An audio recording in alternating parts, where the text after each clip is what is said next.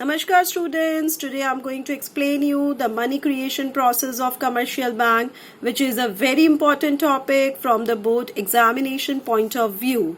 So in order to understand this process, first of all I would take certain assumptions, so then only we can study this process, else not. The first assumption which I'm taking here, that in your entire economy only one bank exists, one commercial bank. Actually, in your economy, there are a number of commercial banks existing, but in order to understand this process, we have to assume that only one commercial bank is existing in the entire economy. The second assumption is all the transactions will be routed through checks. That means there will be no cash transactions in an economy. There will be only cashless transactions, and those transactions will be using checks of the commercial banks. So I hope these two assumptions are very clear, which we have taken in order to understand this process. Now, money creation process can also be known as credit creation process and money multiplier process. So first you need to know the alternative name. Now, keeping two assumptions which I told you just now in mind, let us understand this process. Suppose a person A, he comes to that commercial bank which is only one in the economy, and he has opened his account and deposited rupees 1000, which is known as initial deposit. Now, what is the work of commercial bank? It accepts deposit and advances loan. Now, what is CRR? Already I have explained you in the previous session very well. I have considered the rate of CRR as 20%. That means a part of the deposit of the commercial bank which it has to keep with the central bank. That is CRR. So now commercial bank got an initial deposit of rupees 1000. Now maintaining 20% as deposit, that is 1000's 20% is 200. Now commercial bank is left with rupees 800 which it can advance as loan. Now, in the first round, what do we see?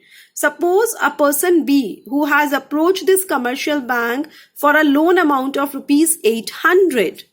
Now, in this case, the commercial bank will not simply give him the money and say, look, take your 800 rupees as loan. No, not at all.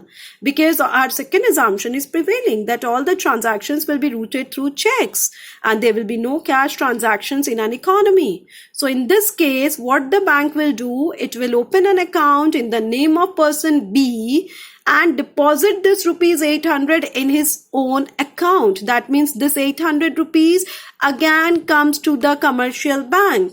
Now again, keeping 20% of CRR, that is 800's 20% is 160, 640, the commercial bank is left with 640 to advance his loan. Now in the second round, again, let us take that person C who comes to the bank to take a loan of rupees 640. Now, again, what the commercial bank is going to do, it is going to open the account in the favor of person C and deposit that rupees 640 in the account of person C instead of advancing cash. So now again the 640 rupees comes to the commercial bank in the form of deposits. Now maintaining again 20% as CRR, 640's 20% is 128. So keeping this aside, now the commercial bank is left with 512 rupees to be advanced as loan. Now students, this process keeps on going on and on and on. But this process has to stop somewhere. And where does this process stops? It stops when the value of money multiplier is equal to 1 upon CRR. As we can see here, how commercial bank create credit by using, look, this is a formula of money multiplier which is equal to 1 upon LRR. LRR can also be taken interchangeably as CRR. So we can also write here as 1 upon CRR.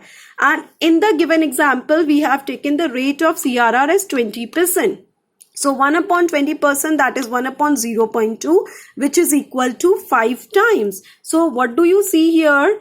That your money multiplier is 5 times of the initial deposit. That is, your initial deposit was 1000 into 5 is your total deposit which is created is 5000. Again, you maintain 20% as CRR. So 5000's 20% is 1000 and the commercial bank is left with a loan amount of rupees 4,000 to be advanced to the general public. So students, here what did you learn? That with 1 rupee or with 1,000 rupees, how much money the commercial bank can create. That means whatever deposits the commercial bank is having, it creates far in excess of the credit which is being deposited to him initially. Even you see here one more formula, students. Total deposits is equal to initial deposit into money multiplier. So even you know how to calculate total deposit if you know the value of money multiplier. In the given case, your initial deposit was 1,000 and the value of money multiplier is 5. So 1,000 into 5 gives you the amount of total deposits. So students, I hope this process of money creation or money multiplier or credit creation process is clear to all of you, that with the help of 1,000 it has created 5,000. That means commercial bank has not done anything, but only with the use of this 1,000 it has converted it into 5,000. So this is how the commercial bank works, and this is how the commercial bank creates credit. Thank you so much. So before thanking you, I would like to say, students, money and banking got over here. So in the next session, I'm going to start with government budget. That is chapter number 10 of macroeconomics. And till then, students, you have to do the worksheets, whatever is being uploaded. Thank you so much.